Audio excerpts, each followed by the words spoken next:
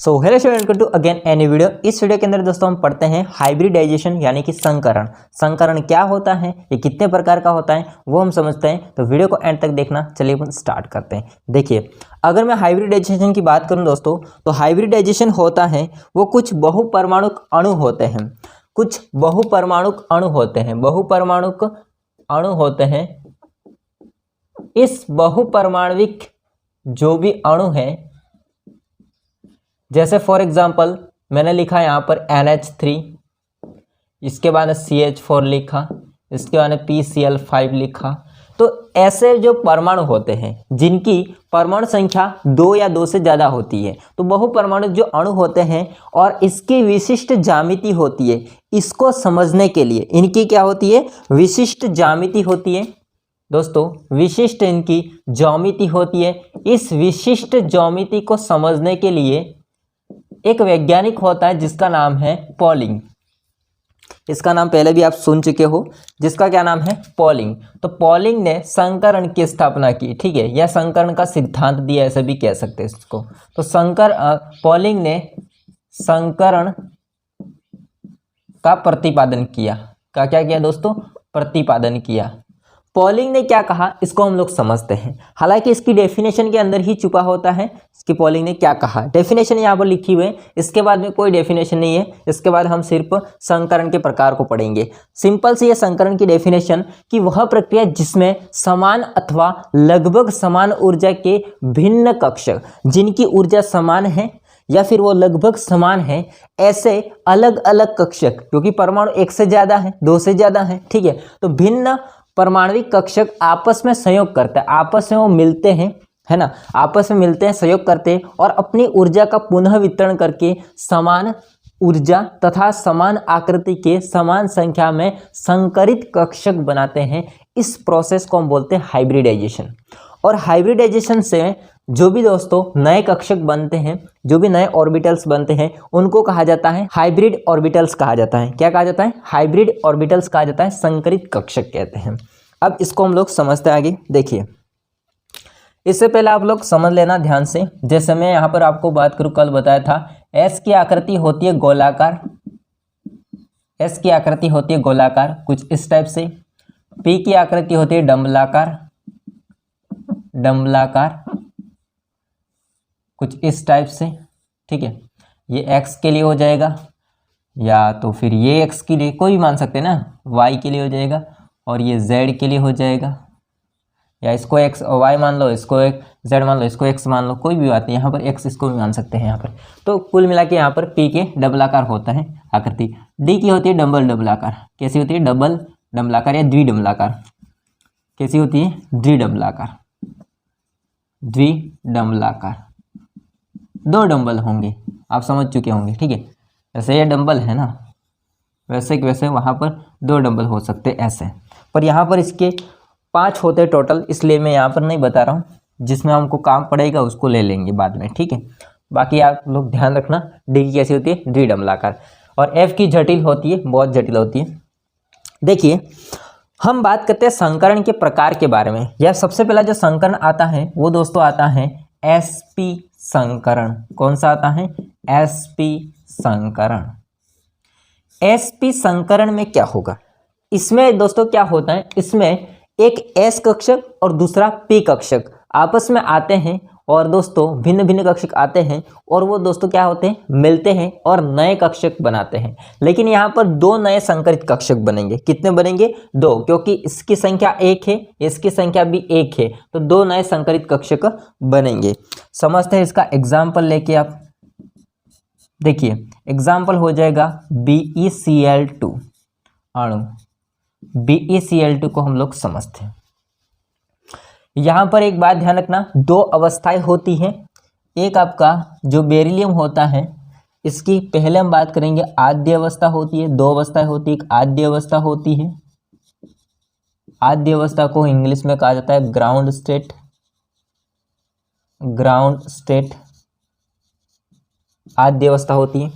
Beryllium होता है, इसकी परमाणु संख्या होती है 4। इसका इलेक्ट्रॉनिक विन्यास लिखेंगे 1s2 2s2। ये कंप्लीट हो जाती है यहाँ पर इलेक्ट्रॉनिक विन्यास। लेकिन बाद में एक और ले लेते हैं 2p जिसके अंदर 0 होगा और इसी को हम एक नया कक्षक बनाएंगे। ठीक है, तो इस प्रकार से हमने इसका इलेक्ट्रॉनिक विन्यास लिख लिया। आद्य अवस्था में दोस्तों आगे समझते हैं नेक्स्ट। तो यहाँ पे हम लिखेंगे बेरिलियम होता है, इसकी आद्य अवस्था में जो इलेक्ट्रॉनिक विन्यास है इसको हम कक्षकों में दर्शा देंगे ऐसे। ठीक है,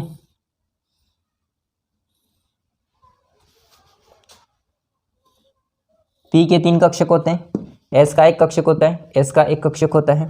तो ये 1s के लिए हो जाएगा, ये 2s के लिए हो जाएगा, ये 2p के लिए हो जाएगा। ठीक है, अब s में कितने इलेक्ट्रॉन भरे हुए हैं? 2, 2 बार 2, इसमें भी 2, 2 बार 2, इसमें कुछ नहीं है। अब ये जो इलेक्ट्रॉन होगा 2s का, वो इलेक्ट्रॉन जाएगा 2p में। ये कब जाता है?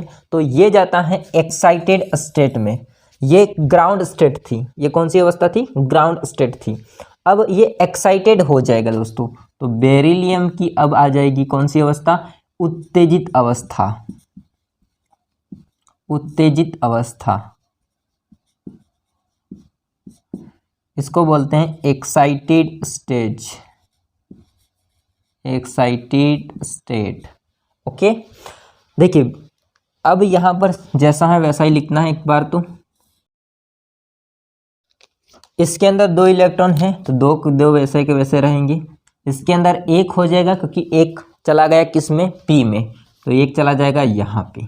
अब दोस्तों जितने यहाँ पर बी जो कि केंद्रीय परमाणु होता है उसके साथ में लगे हुए जो हैं साइड वाले परमाणु, ये कितने हैं संख्या में? तो Cl के कितने हैं? 2। यहाँ पे 2 नए कक्षक हमको बनाने हैं। कितने? 2। और वो 2 कक्षक नए बन सकते हैं जो कि अयुग्मित इलेक्ट्रॉन जिनके अंदर होता है। तो जिनके अंदर अयुग्मित इलेक्ट्रॉन है ये आपके नए संकरित कक्षक यहाँ पे बन जाएंगे। तो आगे हो जाएगा दोस्तों इसकी नेक्स्ट अवस्था, या इसी के अंदर हम दोस्तों इसको दर्शाए नेक्स्ट अवस्था ही लिख लेते हैं। तो बेरिलियम होता है, इसकी नेक्स्ट अवस्था होती है संकरित अवस्था। कौन सी अवस्था? संकरित अवस्था। यहाँ पे 2 इलेक्ट्रॉन होते हैं, यहाँ पे 1 इलेक्ट्रॉन होता है, यहाँ पे भी 1 इलेक्ट्रॉन होता है। ओके, तो यहाँ पे ये 2 कक्षक होते हैं वो सेलेक्ट होंगे क्योंकि इनके अंदर अयुग्मित इलेक्ट्रॉन कितने हैं? 1 हैं। कितना है दोस्तों? 1 हैं। आई बात समझे? ऐसे इसको लिख देता हूँ, ये 1s का था, ये 2s का है, ये 2p का है, ये 1s का है, ये 2s का है, ये 2p का है। अब यहाँ पे सेलेक्ट जो हुए इस हिसाब से संकरण लिखेंगे। एक कक्षक s का, एक कक्षक p का, तो संकरण क्या हो जाएगा? sp संकरण। क्या हो जाएगा? sp संकरण। नेक्स्ट अवस्था, अगली अवस्था, बेरिलियम की अगली अवस्था। अगली अवस्था की अगर मैं बात करूं दोस्तों, तो अगली अवस्था में जो नए संकरित कक्षक बने उनको हम मिला देंगे। जैसे यहाँ पे 2 नए संकरित कक्षक बने हैं, बाकी 2 अलग हो जाएंगे, खाली पड़े वो। ओके, ये हो जाएगा 1, ये हो जाएगा 2, और ये 2p का खाली पड़ा है वो, ये हो जाएंगे नए कक्षक, sp संकरित कक्षक इसको बोलेंगे, संकरित कक्षक। ये 1s का हो जाएगा। नेक्स्ट आगे इसको करते हैं। आगे हो जाएगा दोस्तों, अब BeCl2 अणु आ जाएगा। BeCl2 अणु, इसके साथ में केंद्रीय परमाणु होता है जो सेंट्रल एटम होता है, इसके साथ में जो साइड वाले एटम होते हैं इसके इलेक्ट्रॉन आ जाएंगे जिससे वो अणु बन जाता है। तो BeCl2 के लिए हम लिखेंगे यहाँ पे आगे, एक बार तो वही बना देना है डब्बे। देखिए पहले से आपके इलेक्ट्रॉन हैं यहाँ पे 2, यहाँ पे पहले 1 था, यहाँ पे भी 1 था, इसके अंदर कुछ नहीं है। अब इसके अंदर दोस्तों Cl होंगे, वो आ जाएंगे परमाणु। तो इसके अंदर आ जाएंगे Cl, और इसके भी अंदर आ जाएगा Cl परमाणु। अर्थात कहने का मेरा मतलब ये है कि इसके अंदर नेक्स्ट इलेक्ट्रॉन आ जाएंगे Cl के, और एक यहाँ पर दोस्तों क्या बन जाएगा, अणु बन जाएगा BeCl2। ठीक है, तो ये पूरा प्रोसेस होता है हाइब्रिडाइजेशन का। अब हम लिखेंगे आगे इसकी आकृति, संकरण के हिसाब से इसकी लिखेंगे आकृति। देखिए इसकी आकृति क्या होती है, तो इसकी आकृति होती है रेखीय। कैसी आकृति होती है, रेखीय, लाइनर या लीनियर हो जाएगी। ठीक है, अब इसकी ज्यामिति को हम लोग बनाते हैं, यहाँ पे ज्यामिति को बनाते हैं। देखिए ज्यामिति कैसी होती है इसकी, पहले मैं आपको सिंपल बना के बताता हूँ। जो सेंट्रल एटम होता है वो आपको ऐसे लिख देना बीच में, और एक Cl आ जाएगा ऐसे और दूसरा आ जाएगा Cl ऐसे। बीच में यहाँ पर जो कोण बनेगा वो कोण हो जाएगा 180 डिग्री का, यानी कि रेखीय में जो कोण आता है वो कितना होता है दोस्तों, 180 डिग्री। अब दूसरा मैं आपको बनाता हूँ, यहाँ पर बताता हूँ दोस्तों कि इसकी आकृति कैसी होती है। एक बात समझना ध्यान से, यहाँ पे कितने नए कक्षक हैं दोस्तों, तो यहाँ पर आपके जो नए संकरित कक्षक बने हुए हैं वो 2 हैं। किसके हैं, बेरिलियम के, यानी कि यहाँ पर आपको समझना है 2 कक्षक हैं बेरिलियम के। ठीक है, तो ऐसे आएगा, छोटा लोब और एक बड़ा लोब आ जाएगा, 2 लोब होते हैं यहाँ पर। हालांकि मैंने ऐसे ही बनाया इसको, बट आप इसको देखो तो 2 लोब होते हैं। यहाँ पे आपको मैं समझाता हूँ अलग से, जैसे कक्षक होता है इसमें 2 लोब होते हैं, ऐसे 2 लोब बनाएंगे हम, छोटा और एक बड़ा बनाएंगे। ये हो जाएगा बड़ा लोब, यानी कि बड़ी पाली इसको हिंदी में बोलते हैं, और ये हो जाएगी छोटी पाली, छोटी पाली। ठीक है, ऐसा हो जाएगा। ओके, अब जो Cl होते हैं उसके आ जाएंगे सीधे, इसमें बड़ा छोटा कोई लोब नहीं होता, सीधा आ जाएगा कक्षक। यस, ये P के लिए हो जाएगा और ये भी P के लिए, दोनों Cl के हो जाएंगे। इस टाइप से ये दोस्तों होता है। यहाँ पे यहाँ पर इलेक्ट्रॉन होगा, यहाँ पे दोनों इलेक्ट्रॉन होंगे, ये 2 इलेक्ट्रॉन यहाँ पे, ये 2 इलेक्ट्रॉन यहाँ पे। ठीक है, तो यहाँ पे हम लिखेंगे sp सिग्मा बॉन्ड, यहाँ पर भी वही रहेगा sp sigma bond, sp sigma bond, sp sigma bond. ठीक है, और ये किसके लिए है, ये sp के लिए है, ये भी sp के लिए है, और ये किसका है, p का है, ये किसका है, p का है। आई बात समझ में। तो ये पूरा प्रोसेस था किसका, sp संकरण का। किसका हो जाएगा, sp संकरण का। वापस समझ लेते हैं, 2 अवस्थाएं होती है, एक अवस्था होती है आद्य अवस्था और दूसरी होती है उत्तेजित अवस्था। आद्य अवस्था में हम कुछ नहीं करते हैं, इलेक्ट्रॉनिक विन्यास को लिखते हैं और इसको कक्षकों में हम लोग लिखते हैं। s के लिए 1 डिब्बा होता है, s के लिए 1 ही डिब्बा होता है, p के लिए 2 डिब्बे होते हैं, d के लिए 5 डिब्बे होते हैं और f के लिए 7 डिब्बे होते हैं। आपको इतना ध्यान रखना, डिब्बे मतलब कक्षक। अब ये क्या करते हैं, आद्य अवस्था ग्राउंड स्टेट से फिर आपके नए कक्षक बनाने के लिए ये क्या हो जाएंगे, ये जो होंगे खाली वाले कक्षक, जैसे कि P खाली था हमारे पास में। ठीक है, तो उसके आगे वाले कक्षक से इलेक्ट्रॉन उसमें जाएंगे, यानी कि वो अयुग्मित इलेक्ट्रॉन होंगे। अयुग्मित इलेक्ट्रॉन इसलिए होते हैं क्योंकि बाद में दोस्तों नए कक्षक बनते हैं, तो उसमें जो भी परमाणु होगा साइड वाला उसके इलेक्ट्रॉन आ सके। अब यहाँ पे आपके पास में बेरिलियम होता है, इसकी संकरित अवस्था, यानी कि जो सिंगल वाले हैं अयुग्मित इलेक्ट्रॉन, वो कक्षक संकरण में भाग लेते हैं और एक नए संकरित कक्षक बनाते हैं। जिस हिसाब से सेलेक्ट किया इस हिसाब से हमने संकरण निकाला है। जैसे एक कक्षक S का है, एक कक्षक P का है, तो sp संकरण ऐसा आ जाएगा। जो बने हैं उनको संकरित कक्षक कहा जाता है। फिर बाद में क्या होंगे, जो भी Cl2 अणु होंगे इसमें Cl2 के इलेक्ट्रॉन आ जाएंगे यहाँ पे और युग्मित हो जाएंगे। ठीक है, और दोस्तों इसकी आकृति होती है रेखीय, जो भी sp संकरण होता है इसका आकृति होती है रेखीय। ज्यामिति आपको यहाँ पर मैंने बता दी बना करके, और इसमें पाली आपको समझना है, एक छोटी पाली होती है, एक बड़ी पाली होती है। ओके, स्क्रीनशॉट ले लो। दोस्तों एक बात मैं यहाँ पे आपको और बता दूँ कि जैसे यहाँ पर सारा समझ में आ गया है, लेकिन अगर बड़ी पाली और छोटी पाली को दर्शाएं तो ऐसा होगा, जैसे एक एस कक्षक होता है और आपका दूसरा पी कक्षक होता है ऐसे, ठीक है। ये आपस में मिलते हैं, संकरित होते हैं, तो ऐसे बन जाएंगे दो नए ऐसे। ये बड़ी पाली हो जाएगी, छोटी पाली हो जाएंगे, ठीक है। तो ये हो जाएगा एस पी संकरित कक्षक, संकरित कक्षक। आई बात समझे? तो इसको भी आगे बताऊंगा मैं sp2 में, ठीक है। ये sp के लिए हो जाएगा। दोस्तों नेक्स्ट हम देखते हैं sp2 संकरण। कौन सा संकरण हो जाएगा? सेकेंड sp2 संकरण। sp2 संकरण की अगर मैं बात करूं तो इसमें एक तो आपका s कक्षक और दो p कक्षक, टोटल यहाँ पे जो नए संकरित कक्षक बनेंगे वो 3 बनेंगे, ठीक है। कितने बनेंगे? 3 बनेंगे। एग्जाम्पल को समझते हैं। इसका एग्जाम्पल हो जाएगा BF3 अणु, BF3 देखते हैं।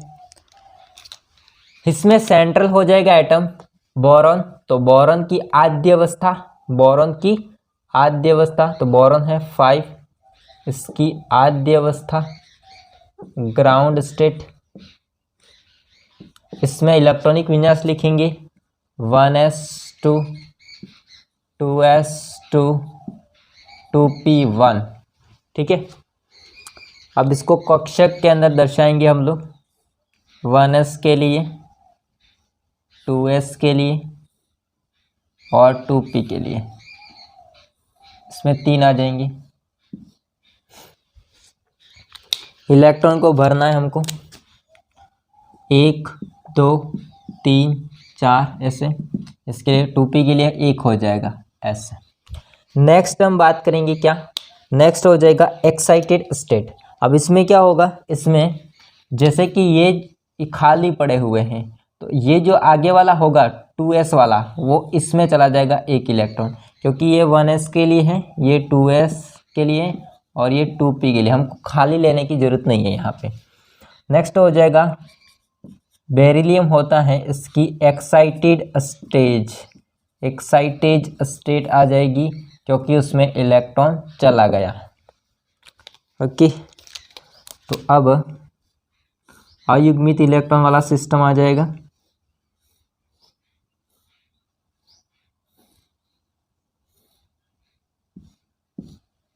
ये 1s के लिए, ये 2s के लिए, ये 2p के लिए। इसमें 2 इलेक्ट्रॉन, इसमें 1 इलेक्ट्रॉन, इसमें 1 इलेक्ट्रॉन, इसमें भी 1 इलेक्ट्रॉन, ठीक है।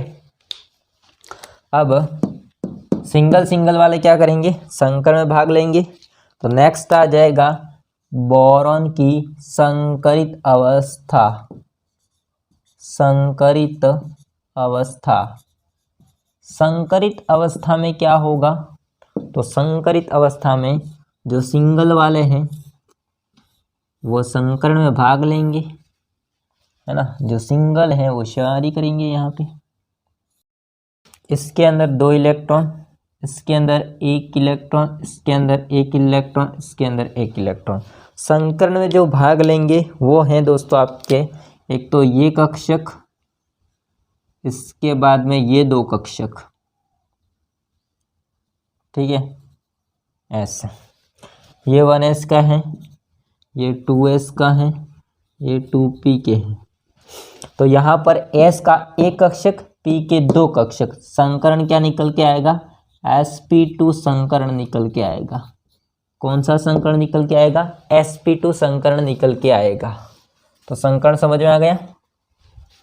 नेक्स्ट अगली स्टेप, 5वीं स्टेप की बात करेंगे बोरॉन की अगली अवस्था। अगली अवस्था में क्या होगा? ये आपस में कंबाइन हो जाएंगे, जुड़ जाएंगे। तो बाकी 1s का ऐसा कैसा रहेगा? नए कितने संकरित कक्षक बने? 3 नए संकरित कक्षक बने हैं। ये नए 3 संकरित कक्षक बने, बाकी 1 खाली रहेगा। तो ये तो हो जाएगा 1s, ये हो जाएगा 2p का। ये नए हो जाएंगे कितने? sp2 संकरित कक्षक। sp2 संकरित कक्षक, sp2 संकरित कक्षक। तो एक एक एक सब में, ठीक है। अब नेक्स्ट अणु आ जाएगा, तो आपका हो जाएगा BF3 अणु। अब जो फ्लोरीन है इसके इलेक्ट्रॉन जो अयुग्मित हैं, जो लोन पेयर हैं, उनके साथ में कंबाइन हो जाएगा, है ना। इसके अंदर इलेक्ट्रॉन भरना भूल गया, ओके। तो 1s के लिए तो सिंपल वैसा के वैसा रहने देना है। यहाँ पर ये 3 नए संकरित कक्षक हो जाएंगे एंड 1 कक्षक हो जाएगा, 2p का खाली रिक्त होगा। इसके अंदर आ जाएंगे फ्लोरीन के इलेक्ट्रॉन, फ्लोरीन के इलेक्ट्रॉन, फ्लोरीन के इलेक्ट्रॉन। पहले से 1 इलेक्ट्रॉन 1 इलेक्ट्रॉन 1 इलेक्ट्रॉन हो जाएगा। फ्लोरीन के आते ही वो 2 इलेक्ट्रॉन हो जाएंगे, जो कि युग्मित इलेक्ट्रॉन हो जाएंगे ऐसे, ठीक है। नेक्स्ट आकृति की बात करते हैं। इसकी आकृति कौन सी होती है? sp2 संकरण की आकृति कौन सी होती है? तो इसकी आकृति होती है ट्राई एंगुलर या ट्राइगोनल, ट्राइगोनल प्लेनर, त्रिकोणीय समतलीय। कैसी होती है? त्रिकोणीय समतलीय। ज्यामिति की ही बात कर लेते हैं। इससे पहले हम एक चीज़ करते हैं जो आगे मैंने आपको बताई थी, वो कि एक था S कक्षक और 2 हो जाएंगे P कक्षक, 2 हो जाएंगे P कक्षक, ठीक है। 2 हो जाएंगे P कक्षक, sp2 है तो 2 हो जाएंगे P कक्षक। ये हो जाएगा px के लिए और दूसरा हो जाएगा py के लिए, ये हो जाएगा py के लिए। अभी छोटी पाली बड़ी पाली नहीं है, ठीक है। जब ये आपस मिलते हैं तो 3 नए संकरित कक्षक बनते हैं। कितने? 3 नए संकरित कक्षक बनते हैं। इसमें छोटी पाली है, बड़ी पाली। तो यहाँ पे sp2 संकरित कक्षक, संकरित कक्षक। अब समझते हैं इसकी ज्यामिति को। ज्यामिति, ज्यामिति में देखना प्लेनर है, त्रिकोणीय प्लेनर। एक ऐसे जाएगा, एक ऐसे और एक ऐसे, त्रिकोणीय समतलीय। यहाँ पर फ्लोरीन आ जाएगा, यहाँ पर भी फ्लोरीन है, यहाँ पर भी फ्लोरीन है। इसमें जो एंगल बन रहा है यहाँ पे, वो दोस्तों हो जाएगा 120 डिग्री। कितना हो जाएगा? 120 डिग्री। अब इसको हम बनाते हैं लोब के हिसाब से। तो ये आपका बोरॉन होता है। इस बोरॉन की अगर मैं बात करूं तो बोरॉन के ये 3 कक्षक हो जाएंगे। तो बोरॉन के 3 कक्षक हो जाएंगे, ये बड़ी पाली और ये छोटी पाली। इस हिसाब से ये बड़ी पाली हो जाएगी, ये छोटी पाली, सॉरी ये छोटी पाली, ये बड़ी पाली, ये छोटी पाली हो जाएगी और बड़ी पाली हो जाएगी। ओके, ये तो केवल हो जाएगा इसके लिए sp2 के लिए, sp2 के लिए, sp2 के लिए, ठीक है।